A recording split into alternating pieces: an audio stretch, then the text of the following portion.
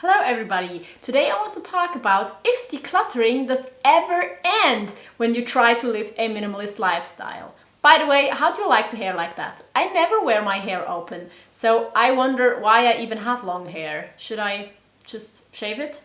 Let me know. If you're new here, my name is Leah. I'm uploading videos twice a week about minimalism and sustainable living. If you're interested in these topics, consider subscribing to my channel. And now let's get started. Does decluttering ever end? I don't think there's such an easy answer to that. So I think most of it does end, but it never ends completely. I mean, you can just stop decluttering, but I think then maybe your minimalist lifestyle is in danger. So I think what is very important, usually if you start your minimalism journey, you will declutter a whole bunch and then you end up with a lot less items, which are the items you will keep for a long time. But it does happen, especially in some videos on YouTube. That's a question I have.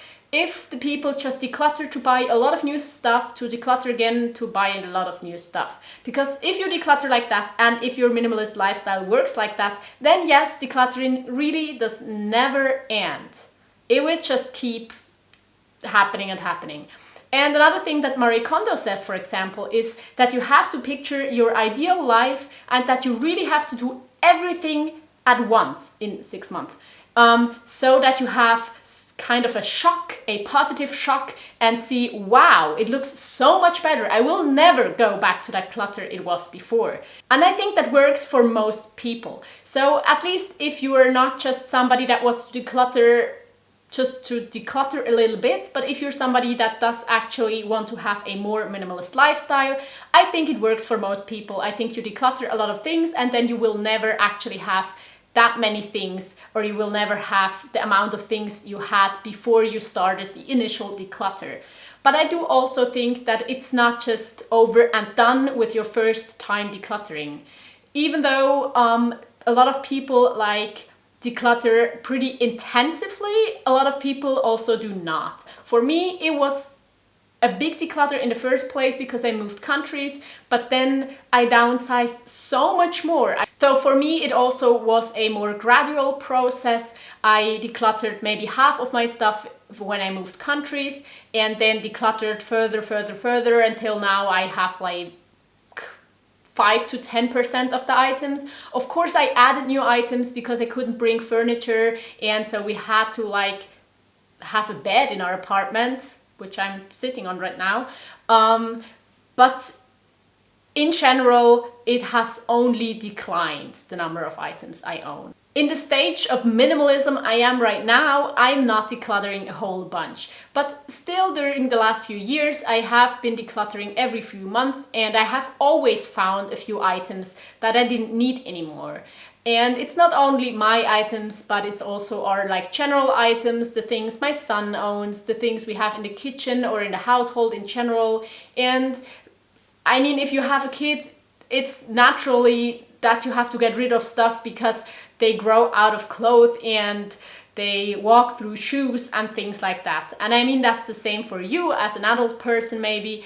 I do have clothes that I get rid of because they are just broken and can't be worn anymore, but that doesn't happen that often, so that's not a huge part. Also, I have been decluttering my sentimental items during the past few months, and I think especially sentimental items are something that usually most people can't go through and like declutter to an extreme amount the first time you attempt it. And I have made a video about my sentimental items and what I think in general about sentimental items, and I will link it up here.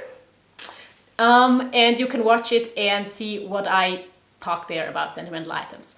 So I think decluttering never completely ends. And if you stop decluttering, then yes, your minimalist lifestyle can be a danger, I think, because there will always be things that you don't need anymore. I mean, I haven't been moving during the past few years, but especially when you move or when your life changes in a different kind of way, then usually your needs change, so your stuff kind of has to change with you as well. I mean, you can keep all your stuff, but usually you will use other things, which makes things you had before and used before useless, kind of.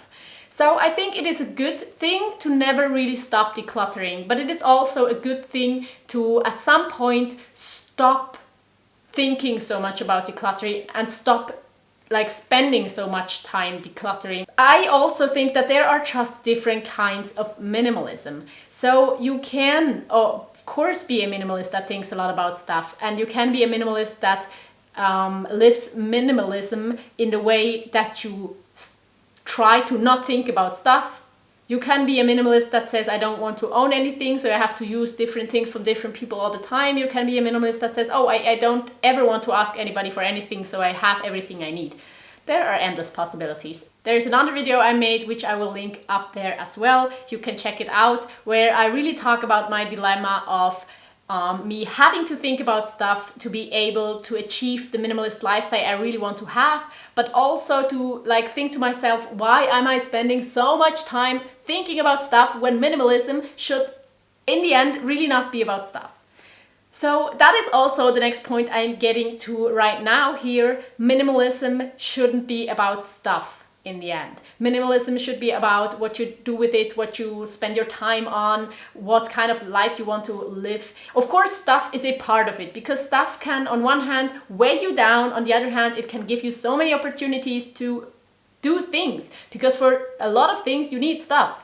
So I think to experience the benefits of minimalism, we have to stop thinking so much about our stuff and stop thinking so much time about decluttering, stop spending so much time decluttering, because otherwise we will be stuck in a circle and never really move on to the next step of minimalism. But also I experienced that sometimes it's hard. The stuff part of minimalism is just so easy because you can see your progress, you know what your goal is, because usually it is having less stuff. But when you like move past that, you really have to think about what you want to do with your life. And that is a struggle sometimes, because it's just not that easy. Which is kind of sad to think about, that now I want to think about stuff and about decluttering, even though I have that much time to do what I want.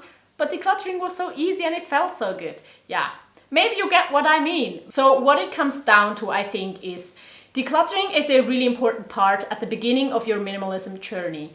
But when you're like done with the initial declutter, you will maintain that habit of decluttering your things from time to time. For one reason, to never have that much stuff again, and also to just really always think about which items you need for your current life, so that they like just fit your situation.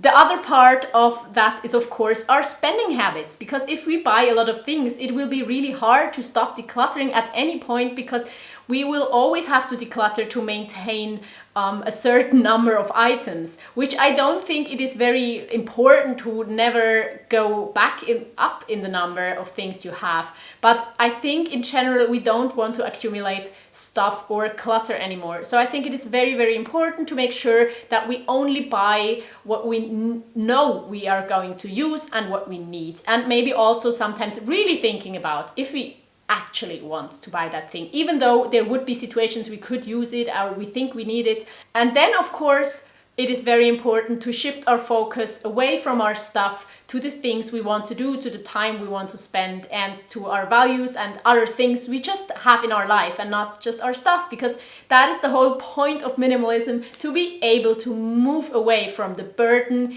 and the thoughts of stuff to everything else. So let me know what you think about these thoughts, or if you have a different opinion on this topic. And thank you so much for watching this video. If you want to see more videos, check out these right here. And until next time, bye!